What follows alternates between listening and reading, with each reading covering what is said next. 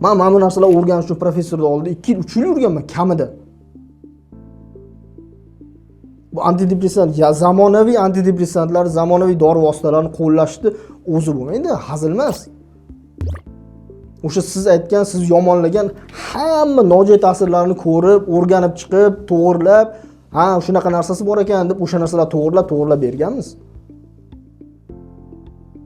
Siz ishlatishni bilmasligingiz bu degani yomon narsa degani emas u. To'g'rimi? O'zi o'ylab ko'ring. Mashina minishni bilmaydigan odam, "Men shu mashina yomon" demaydi-yu. Yoki mexanizmini tushunmagan odam mashinani minmay qo'ymaydi-ku. Yo'q, mashina minib yurgan aholini, odamlarni hammasi 100% tushunadi mexanizmini. O't olish qanaqaligini tushunmaydi. Ayrim daltoniklar ham minib yuribdi-ku, qo'pol bo'lsa ham. Boshqalar nima qilsa, o'sha narsani bajarib. Svetoforda farqlanmaydi. Daltonizm shunaqa. Svetofor farqlanmaydi, qizilda o'tib ketmasligi uchun yon atrofidagilarga qarab yuradi. Mayli, uni chuqur kasallikka o'tmaylik, sog'lom odamlar mashinani mexanizmini, yurish mexanizmini kechirasiz, o'sha ming zo'r mexanik bo'lsa ham o'sha ayrim mexanizmlarni tushunmaydi, lekin mashina minmay qo'ygani yo'q-ku. Yo, men tushunmayapman deb surib qo'ygani yo'q-ku. O'rganishga, o'qishga harakat qiladi-ku. Nima uchun siz o'qimayapsiz shu narsani? Shunchaki yomonlab yormasdan oldin o'sha narsani ko'rib chiqing. Mana bu ham zo'rmanda ham mana shuncha narsa.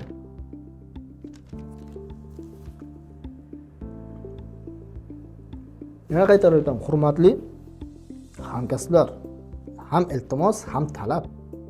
Sizni yoningizga kelgan yangi yosh vrachlarni unaqangi qo'l uchi bilan ko'rsatib turib, bu palonchani bilmaydi deb yormang. Kechirasiz. Agar hammasi menga o'xshagan bo'lsa, eng kamida menga o'xshagandir balki. Hammasi qaysidir professorning oldidan chiqib kelyapti.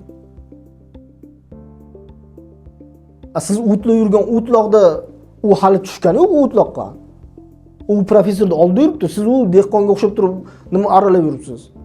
U siz bilmagan narsalarni balki bilar, ozroq bo'lsa ham fikrlab ko'ringlar. Xatosi bo'ladigan bo'lsa, o'sha yoshlarga ozroq o'rgatish kerak.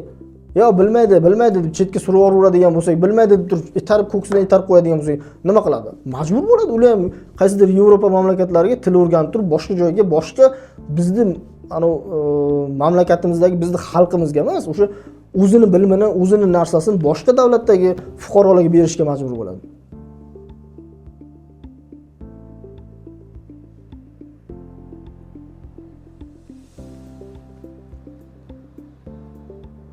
Yoshlar keladi oldimizga, hali institutda o'qiyotganlar keladi, to'g'ri. Ularga hali dori naznachit qilish mumkin emas, lekin o'sha ustozimning oldida yurganda ham doim aytardi, "Sen o'rgatgan ozgina shuni ko'rqani quloqdan tortsa tortiladimi?" Balki o'sha ustozim aytganlar quloqdan tortilgani uchun domla meni oldilarda bir 4-5 yil olib yurgandirlar.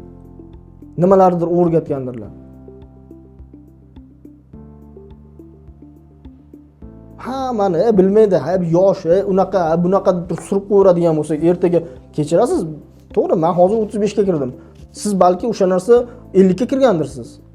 Yana uzoq bilan 20 yil ishlaysiz, bilib qo'ying shu narsani. Juda ko'pi bilan 20 yil ishlaysiz. 20 yildan keyin nima bo'ladi? Siz bilan biz hozir surib qo'yayotgan doktorlar 20 yildan keyin qanaqa bo'ladi? Biz o'zimizni ishimiz tushishi mumkin-ku shu narsaga. O'sha nafsimizni, o'sha nimamizni, o'pqonimizni o'ylamasdan turib, o'sha yosh kelayotgan vrachlarga, kadrlarga "Davay, ke, ukam yoki o'g'lim yoki qizim" deb turib, siz o'zingiz bilgan narsani ozroq qo'shing, o'rgating.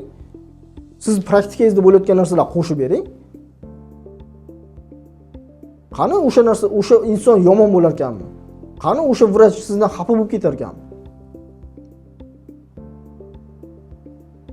Asosiy masala asosiy masala qolib ketibdi, lekin ana globalniy bu tema ham globalniy bo'lib qoldi hozirgi kunda. Men o'zim ham 2 yil oldin kelgan vaqtim, bu yosh, bu unaqa emas. Men endi u narsani aytmay qo'ya qoling. Men aytaman. Prezident qarori bilan kelganman. Prezident o'sha aholini ruhiy salomatligini ham profilaktika qilish, ham to'g'ri nima qilish uchun 2019-yil prezident qaror chiqargan. O'sha qaror bo'yicha kelganimda men shu shaxsiy sabzda 2 oycha, pashta 2 oycha sarson bo'lganman. Unisiga olib borsam qarorni eshitmagan, bunisiga olib borsam bilmagan, bunisiga olib borsam qanaqa qilib senga yaratib beramiz deydi. O'zimiz yugurganmiz. Lekin hozir yosh kadrlar keladi, kutib olamiz. Biz bilganimizcha men aytaman. Men bilganimcha senga ozroq narsa o'rgataman. Bilmagan narsamni haqiqatan shu sohaga qiziqsang, men seni ustozimning oldiga jo'nataman. Men shu sohani O'zbekistonga olib kirgan, men shu sohani O'zbekistonda tarqalishiga, u mana shu bizning aholimizga ruhiy salomatligini ham profilaktikasi uchun, ham saqlab turish uchun, ham o'sha ruhiy holatini yaxshilash uchun joriy qilingan narsa-da. Bu antidepressantlar qo'llashni hamma ham bilmaydi, kechirasiz. Ayniqsa zamonaviylarni. Yangi dorilarni qo'llash u hazil narsa emas. Men aytaman, men senga o'rgataman, faqat dorilarni qo'llamay turasan.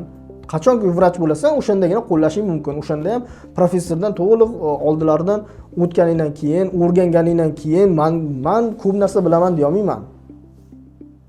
Men ko'p narsa bilmayman. Lekin o'sha bilmaganimgacha o'sha chegara bor-ku, ma'lum chegara. O'sha chegaragacha bo'lgan narsani men pashta 2 yildan beri o'rgatib kelyapman. 3-kurs, 4-kurs, 5-kurs studentlar keladi.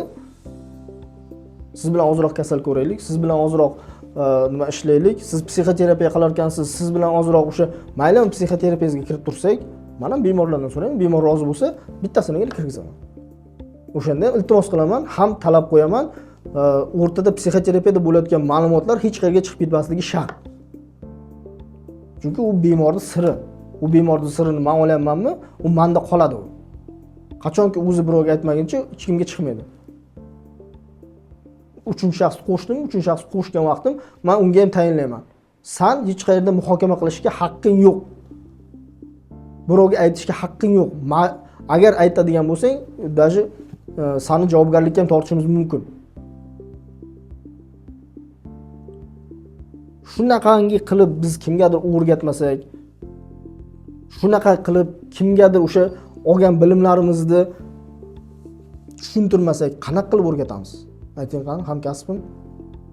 Mendan yoshingiz katta aniq. Siz bilgan bilimni, siz o'sha tajribada qo'llagan bilimlarni nima go'rizga orqalab ketasizmi? Xudo rahmatli kattam, endi buvim juda yaxshi narsa aytardilar-da. Birovning rizqini birov yeyolmaydi. Shuning uchun hech kimdan xafa bo'lma, hech kimdan nima ham qilmagan. Nima bilsang o'rgat. Men ustozman xuddi shunday ta'lim berganlar. Bilgan narsangni o'rgatishga majbursan. Chunki men senga o'rgatdimmi, sen ham o'rgatgan. Shu narsani biladigan odamlar qancha ko'paysa, boshqa xato qilayotganlarning xatosini sal kamaytirishga yordam beramiz. Shu insonlar bizning oldimizga kelib najot tilab kelgan insonlar o'sha narsa orqali foyda topib ketadi.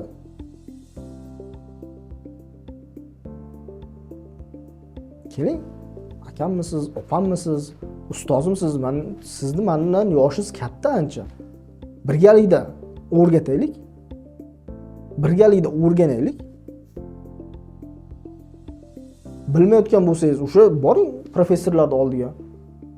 Men hamma professorga rahmat aytaman, hamma professorga ta'zim qilaman. Qaysidir professor o'zini vaqtidan kechib, o'zini o'sha kasallardan, boshqa narsasidan kechib viloyatlarga, tumanlarga leksiya o'qigan keladi. Ayrimlar o'sha og'ir pasangisini ko'tarib bormaydi.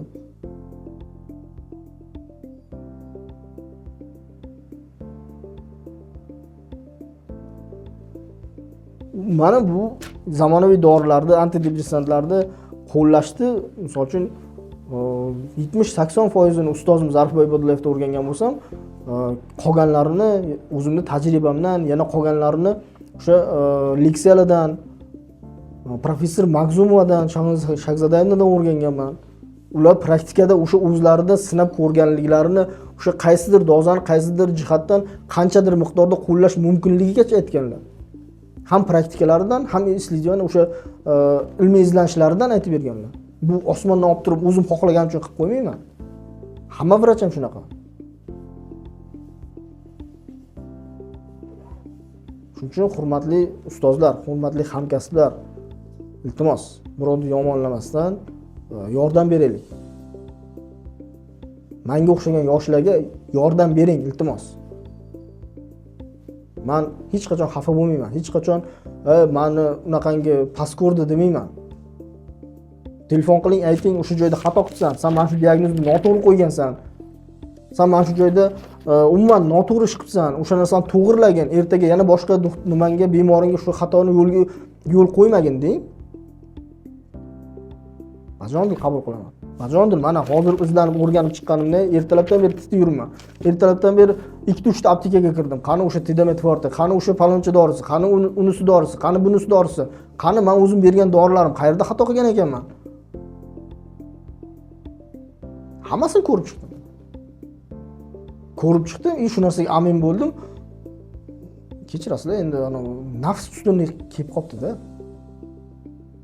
Lekin nafsim ustun ekan deb bir boshqa insonni, boshqa yosh bir kadrni shaxsiyatini, umuman karyerasini buzib tashlash kerak degani emas. Men to'g'ri tushundinglar degan umiddaman. Rahmat.